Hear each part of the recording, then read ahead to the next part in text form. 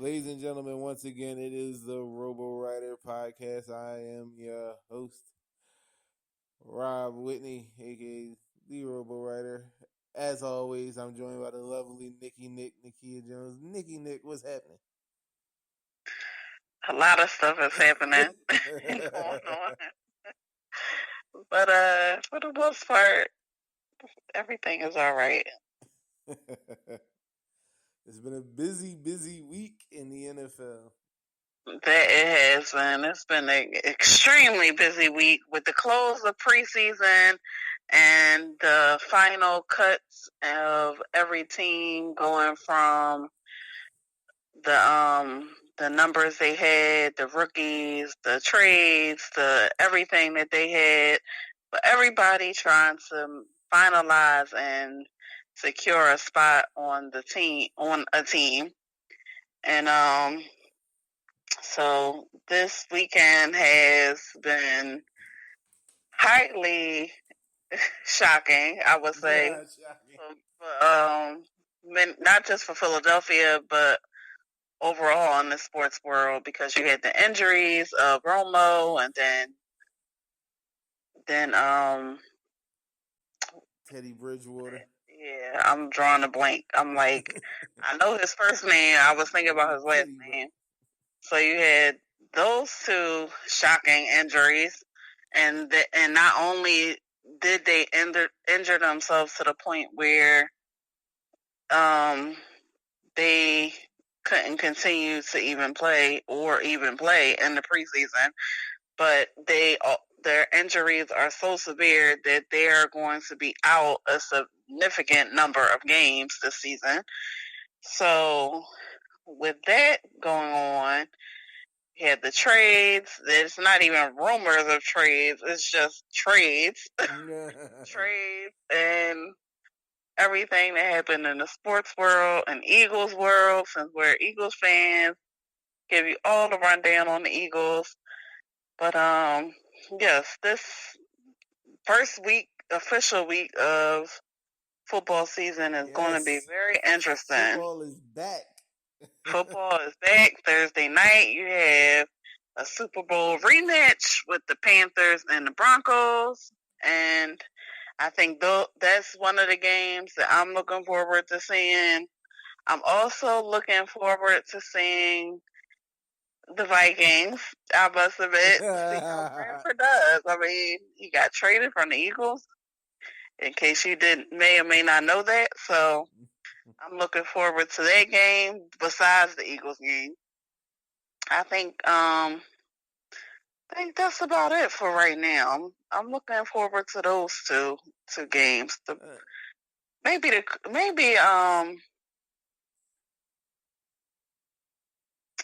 Maybe as well the Giants and Dallas, of course, because that's pretty explosive right there as well for the first game of the season. You're playing a rival team, so I'm curious to see how that outcome is going to be as well.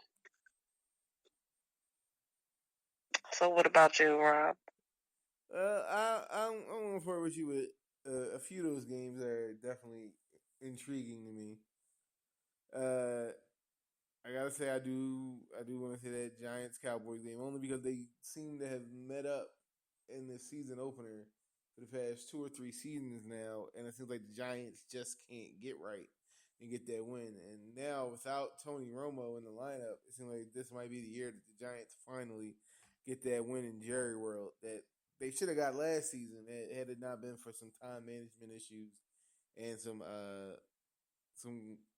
bad calls at the end of that game last year in the season opener.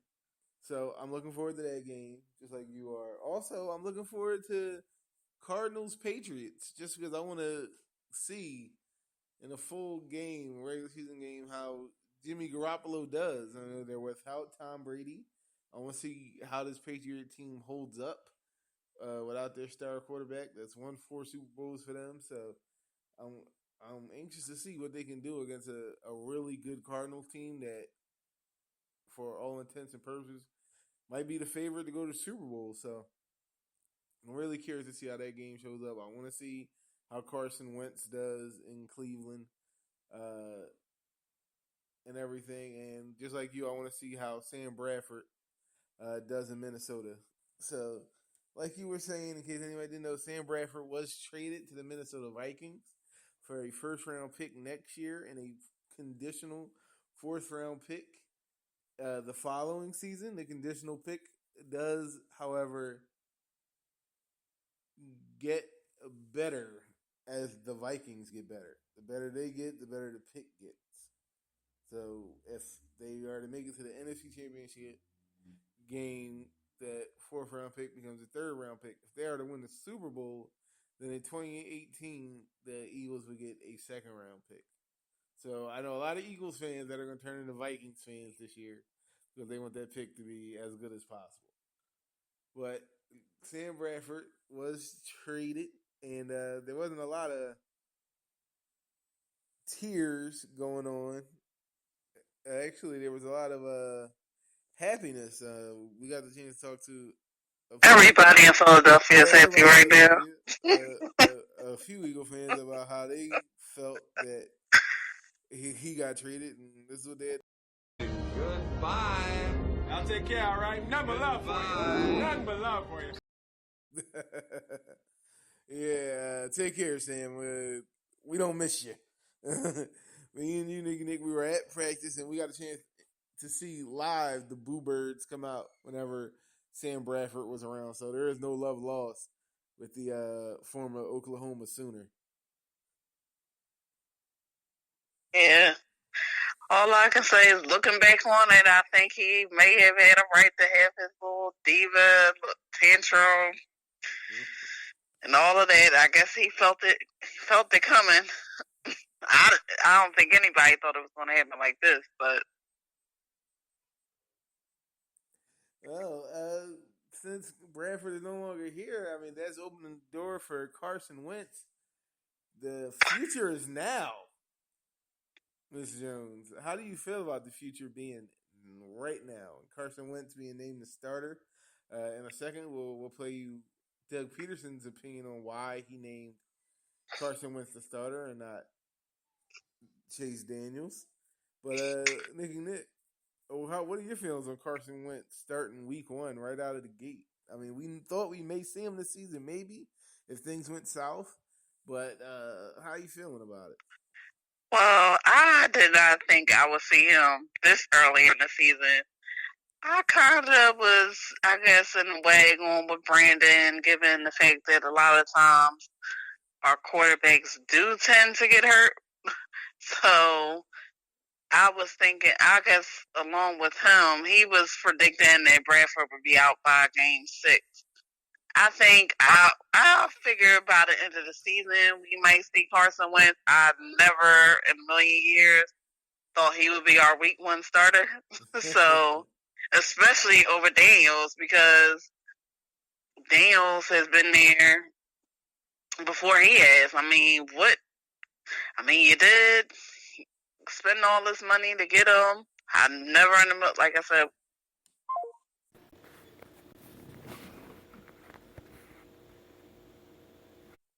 I mean, the Eagles, they paid all this money to get Wentz.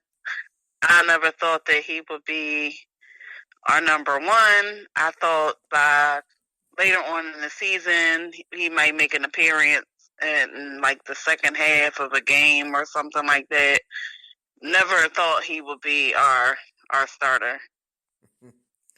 Well, I had to say that, like a lot of people, I didn't have that much faith in Sam Bradford to stay healthy for an entire season. So I thought it was at some point you may see Carson Wentz, but I'm with you that I didn't think week 1 you'd see Carson Wentz. And this was a trade that many thought would come way before when Sam Bradford first got upset that they was going to try to trade him, but they tried to stick it out. They said Sam was their guy, but the moment the calls started being made, I guess they got made an offer they couldn't refuse, and he was on the next thing smoking. So, but I'm excited to see Carson Wentz, see what he can do. I've seen a lot of great things from him in practice and training camp, and from what he did in college. I know college is the same as the pros, but I'm anxious to see what he can do out there. They have lofty expectations of him. So I feel it's only right that we have the same. So we'll see what happens. Mm-hmm. A lot of people, like I was telling you before, a lot of people, the response has been good. Like, Wentz is our man. Oh, I'm so glad. And I mean, haven't read, I think, maybe one comment was talking about Sanchez, and they was like, please, why do you want Sanchez, Mr. Butt Fumble back? So, wow. so yeah, I think out of all the comments I read, somebody got excited when, they found out Sanchez was cut from the Broncos, and then they're just like, oh, he's coming to Philly, and everybody's like, no, Wentz is our man. Like, but, so yeah. Well, right now we have some audio to play for you. We're gonna listen in on what Doug Peterson had to say about Carson Wentz being named the starter.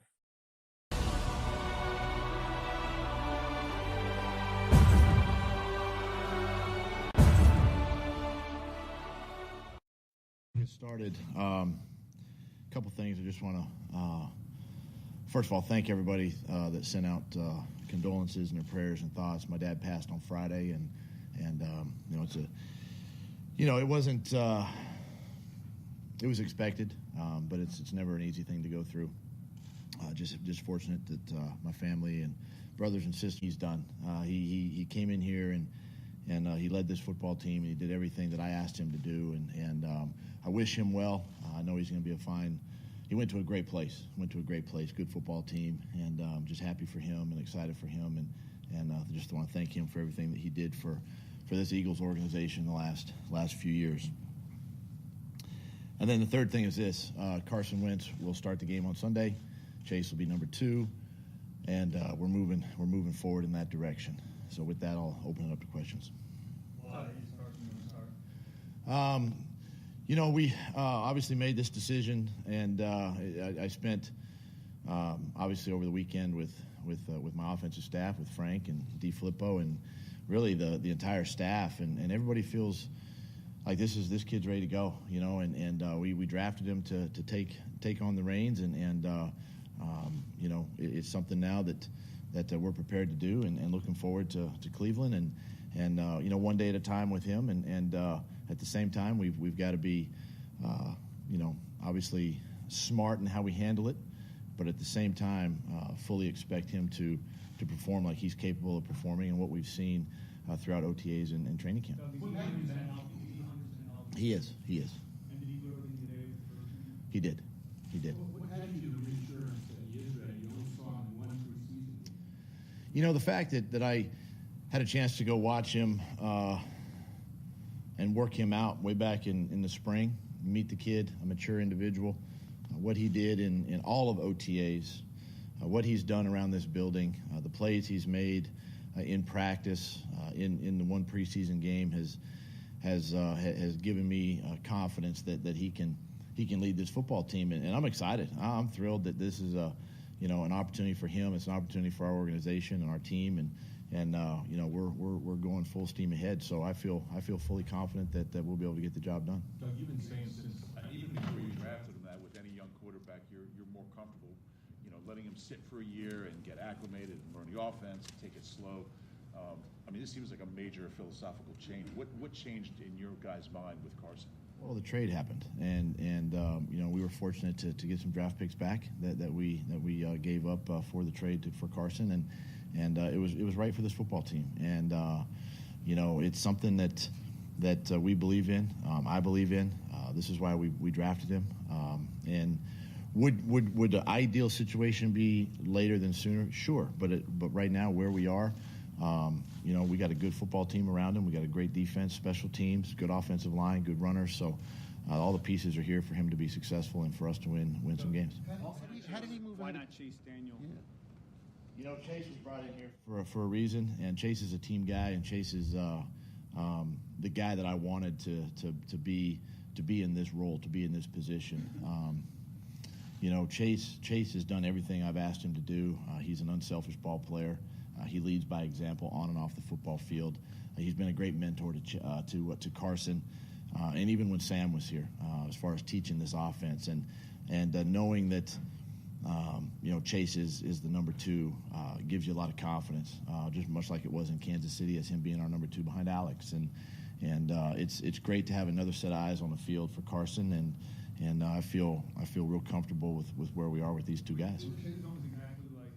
Did you reference what happened to you in 1999 in regards to the fact? No, listen. I didn't go back that far. I mean, this is what I believe in. This is what, as an organization, this is what we believe in, and I can't wait till Wednesday. I can't wait till we get to Sunday. But I'm very comfortable with where we are as a football team, with Carson being the starter. This is why we drafted him. He's ready to go. He'll prepare and study all week, just like I know he will, and get ready for Sunday. Well, there you have it. That was Philadelphia Eagles coach Doug Peterson and his decision to start Carson Wentz ahead of Chase Daniels. Nick, do you have anything you agree or disagree with what Doug Peterson had to say? I'm not going to argue with the coach. We'll see.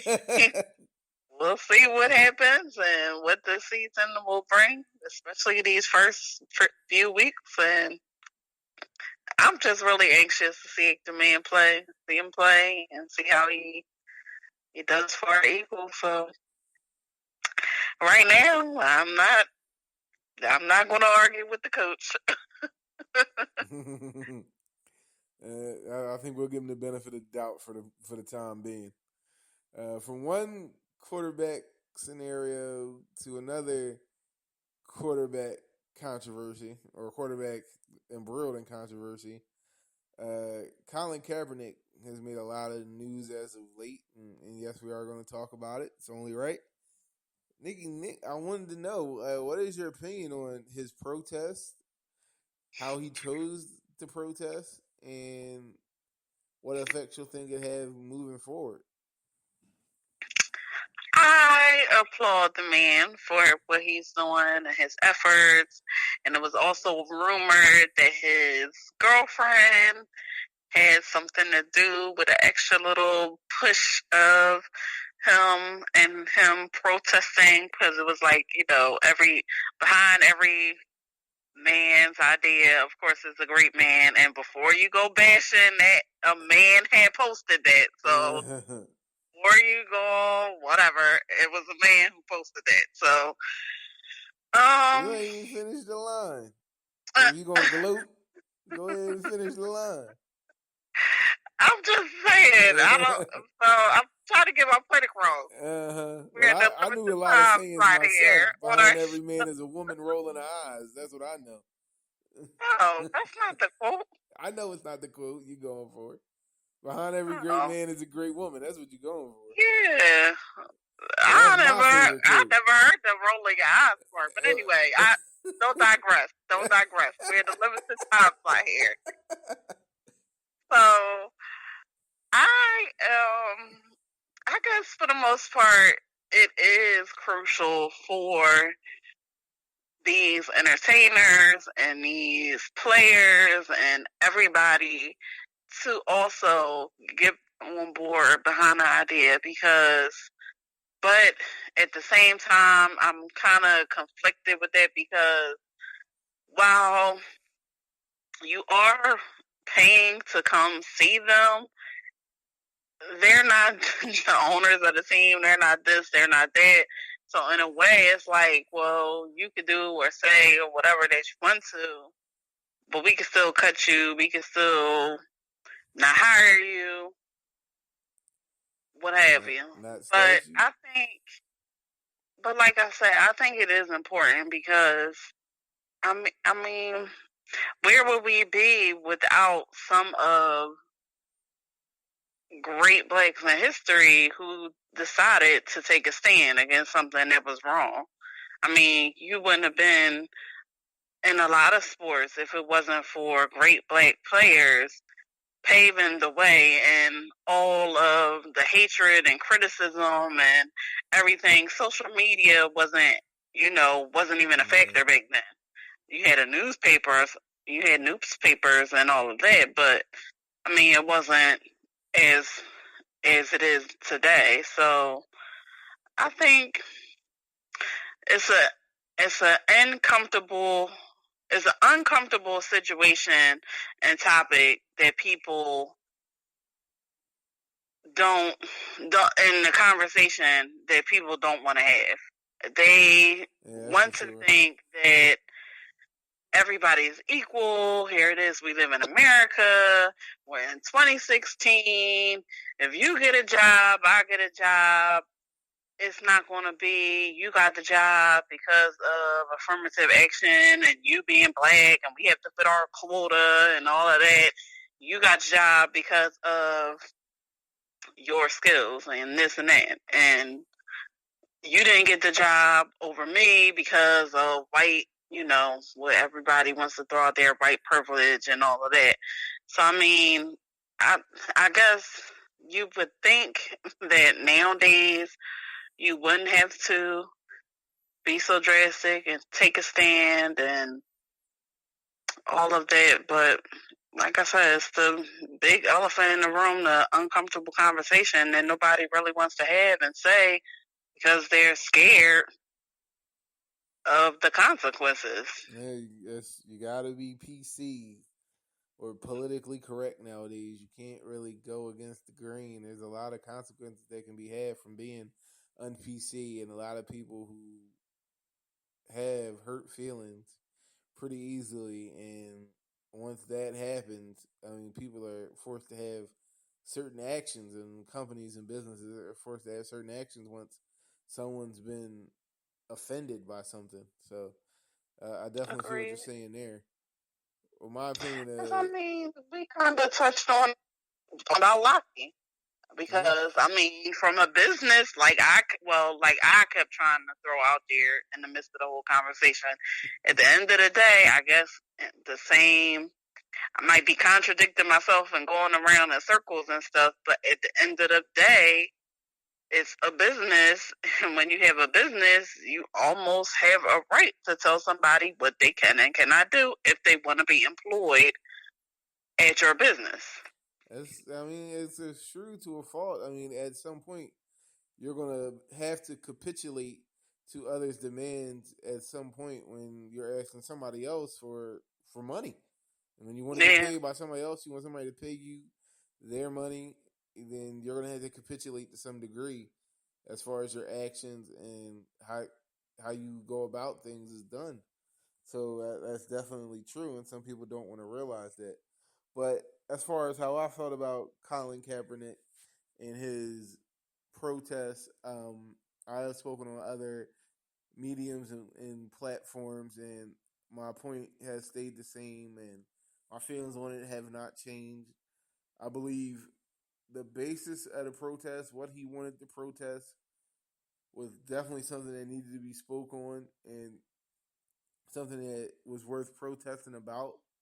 I don't completely agree, but about how he went about it, as unpopular as that might be, coming from a black man who's seen a few things, but not a whole lot in my 30 some odd years of being on this planet. I do love the fact that he was able to be mature enough that when confronted by a fellow player on what he could change or things he could do that, while he was still protesting, but to show a little bit more respect so that people know this isn't about the troops or the veterans or anything like that, in which he's adamantly already stated that several times. He was the last game. And stated that he has police and other members of, I want to say, the military and his own family. Yes.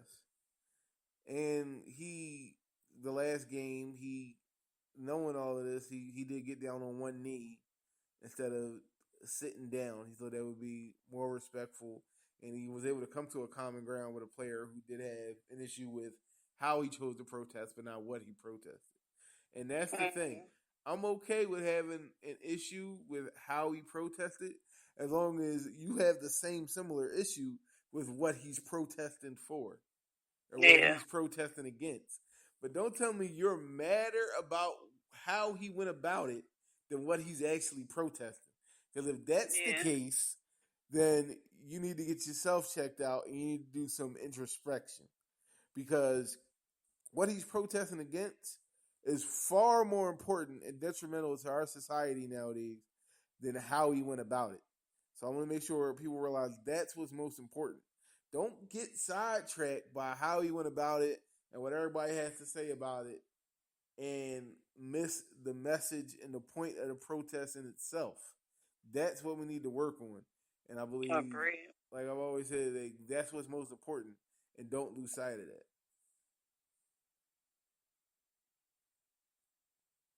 And I don't agree with some of the people that were bashing him, like Rodney Harrison. I spoke on Rodney Harrison on another platform, the FWO show. Shout out to JD and those guys at the FWO show. I spoke on that Saturday. That, first of all, I think Rodney Harrison's terrible as a football player. He was good, but he was dirty. And as a commentator, he's not that much better. And for him to come out of his mouth and say that Colin Kaepernick isn't black, he can't speak to any of these problems, is absolutely ridiculous. First of all, he is black, so he had to backpedal on that notion. And second of all, I don't care the damn who it is that's trying to speak on behalf of something, or when they realize there's a problem, want to speak on it and want to do the right thing. It shouldn't matter what race you are, creed, nationality, sexual preference. It shouldn't matter. It shouldn't matter because injustice is injustice, whether it's, like you said, no matter what race, religion, anything, injustice is injustice. So it doesn't matter if you're half black and half white, or it doesn't matter. So if you choose to stand up for injustice, then it doesn't matter what you are. You're choosing to stand up in the face of injustice. Exactly. You're realizing that there's a problem and that things need to be heard.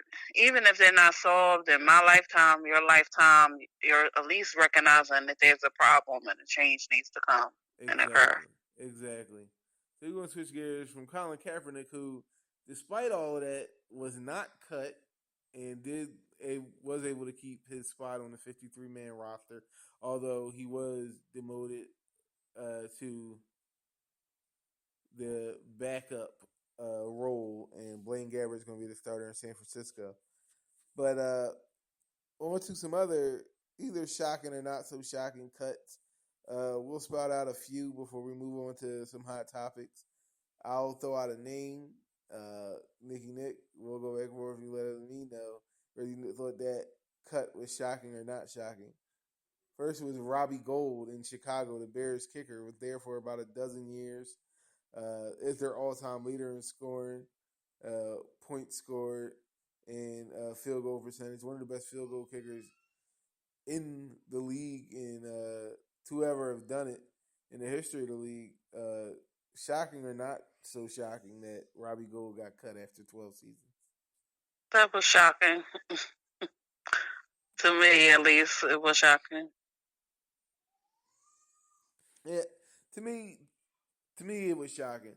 I mean, you can say that he's kind of older and that, a kicker's shelf life shouldn't be but so long, although kickers they play 20, 25 years sometimes. So I'm trying to say they on the same team. But sometimes you just need to move on. We don't know how consistent he was or anything in that locker room or just a player or whether they had an up-and-coming guy they liked better. So you can't really judge him for that, but it was definitely shocking to me because Robbie Gould was the Chicago Bears. He's been there forever, as long as I can remember. So it was shocking for me to see that.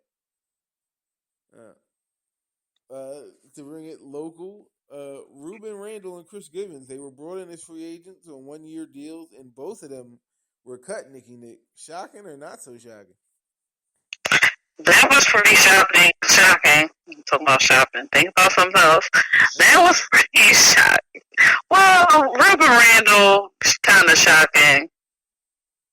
And I was about to throw it out there as well. Our kicker got cut. He did not make it on the 53-man roster, so that was kind of shocking as well. I mean,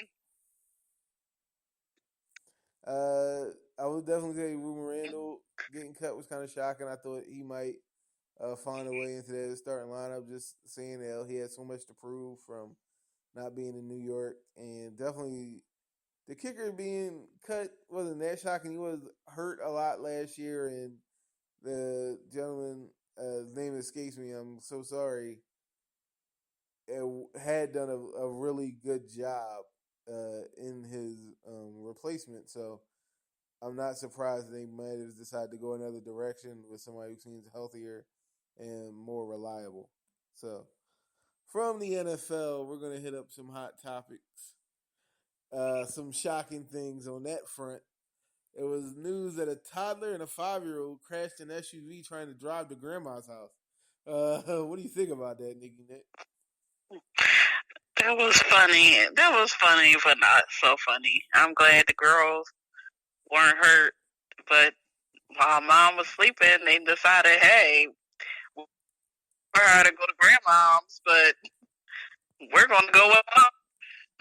So while they didn't get that far, I think they only got like down the street and around maybe at the end of their block, which is far for kids to get in the car, turn the car on, and drive down the street, their street. I don't know how long or short the block is, but I mean, it's amazing in itself. But I just thought the story was pretty cute and funny, but just glad the girls weren't hurt. Well, I can relate. Must be the place to be at grandma's house. Must be the place to be. That's It must go down at grandma's house. It must be litty, as the young kids are saying. It must be lit at grandma's house. It sure is. I mean, I can definitely empathize, knowing, if all the viewers know that I have 3 little girls of my own, a 5-year-old as it would be, and a set of 3-year-old twins, and I can completely imagine my kids doing some craziness like that. So that's definitely, I'm glad they're okay, and they're not any worse for the wear, and I'm just happy that hide your car keys. Hide your car keys. Hide your car keys, definitely. Here's a hot topic on some sadder news. Actor Gene Wilder passed away at 83 this past week. Gene Wilder from Young Frankenstein and Willy Wonka and the Chocolate Factory and Silver Streak, among other, and Blazing Saddles. Just the list goes on and on. He was a great comedic duo with the late Richard Pryor. I know for me, Willy Wonka and the Chocolate Factory is one of my all-time favorite movies. I can put it on any time, any day, and get a kick out of it. Nikki, did you have any thoughts on the late Gene Wilder? It's, he lost his battle with, he had Alzheimer's, right? Yes. I want to say he had Alzheimer's, so he lost his battle with Alzheimer's, but I know this may be shocking, but I really wasn't a fan of his. You're killing me. I could take or leave Willy Wonka. I mean, it's all right movie. My favorite part of the thinking back on on Willy Wonka, I want to say my who was my favorite? I like the girl, who won the golden goose. Daddy, I want it now. Veruca Salt. Yes, I liked her. She was funny. That was my favorite part, when she went down in the thing and they said she was a bad egg. She went down the chute because she was a bad egg. I think she was, the kids in the movie was kind of funny. I don't know, just the grandparents, and I understand they're poor, but you got like 6 people in one bed, and like, is that part?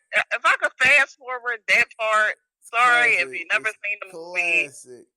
Sorry if you never seen the movie, and I'm doing spoilers right now, but I guess if you fast forward all of that to the part where, you know, he wins and their adventure in the chocolate factory. I need somebody to put together all the Oompa Loompa songs for me, just so I can have that one song. That's put like on a CD or something. Just put it together. My favorite happens to be with Veruca Salt. You know, Oompa Loompa Doobity Die. Like, who's to blame? The mother or the father? Who's to blame when your kid is a brat, pampered and spoiled like a Siamese cat? Blaming the kid is a lie and a shame. Who do you think's to blame? The mother and the father. Oompa Loompa Doobity. Classic right there. But anyway, much love for Gene Wilder. Rest in peace. Thank you for all the comedy and the smile you brought to many of us.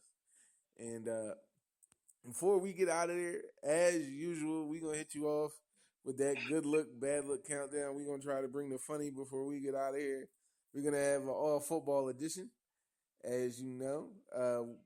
So we're going to start it off. First topic. We talked about it earlier, but just quickly, not standing for the pledge in general. Good look or bad look? Good look. Good look for you. I got to disagree. I think it's a bad look just the not standing up, just because for some reason it's a compulsory movement. I know wherever I'm at, when I go to the games, I immediately stand. It's just something that's ingrained in me.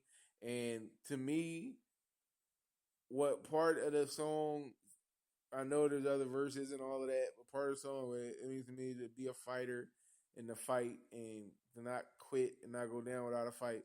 That resonates with me after being sick, and as many of you may not know, battling cancer and things like that over like last year and getting over that. Just that spirit to fight is something about being American and never giving up. So for me, not really vibing with the not standing. I thought the kneeling was okay, but it's definitely completely his right to do so. Good look, bad look, Nick. A rookie quarterback starting week 1 on any team, not just your team, on any team. Is that a good look or a bad look? Because you got to look at Dak Prescott starting himself in Dallas. He'll probably start week 1. Oh, Lord. I don't know. I don't want to throw my Eagles under the bus. I hope this isn't a bad look, so I'm going to say a good look. This is unheard of right here. Literally unheard of. I mean, I know it's happened before, but I don't know. So, as superstitious as Philadelphia fans get, I'm going to say a good look. All right. In the name of Philadelphia fans. Okay. Moving right along, speaking of Dak Prescott and Dallas Cowboys, they signed Mark Sanchez. Good look or bad look, Nick, for signing butt fumble? Good look for us, bad look for them. I mean, it was amazing. I can't believe, like, the minute he got cut, I mean, they were in the discussion. Mm-hmm. To get Mr. Butt Fumble himself, hey, what better team to play for than the Cowboys? Yeah. When you're a butt fumbler.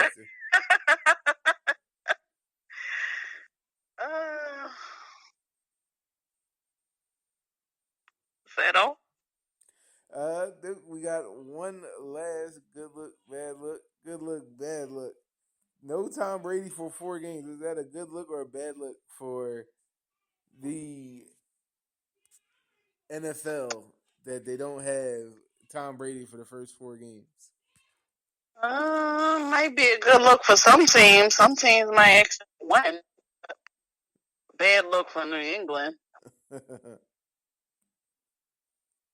So, it's half and half. Good look for some, bad look for others. Well, I believe that's actually it's a good look for the NFL head office and Roger Goodell, because it proved to them that if they stick with it and they want to get somebody, if they want to make somebody pay for whatever misdeeds they believe they've done, that if they stick with it, that's exactly what's going to happen. The courts are going to rule in their favor. It's a bad look for the fans, because the fans want to see the best players out there, regardless of whether we like them or not. And I'm not a big Tom Brady fan, I'll admit it. You want to see the best competition out there. So you want to see the Tom Brady's and the Aaron Rodgers and everybody, those guys, playing on Sunday. And if they're not, then you almost feel cheated at the product that's being put on the field. So for me, not seeing Tom Brady on Sunday is definitely, I'll say, a good look for the NFL head office, but a bad look for the fans of National Football League. And that is going to do it for us, ladies and gentlemen. This has been the Robo Rider Podcast. As always, I'm your boy Rob Whitney. She is the lovely Nikki Nick. Nikki Nick, anything you want to say before we get out of here? Good luck week 1. Let's see what happens in our favorite time of year. Oh yeah, it's like Christmas, baby. Football's back.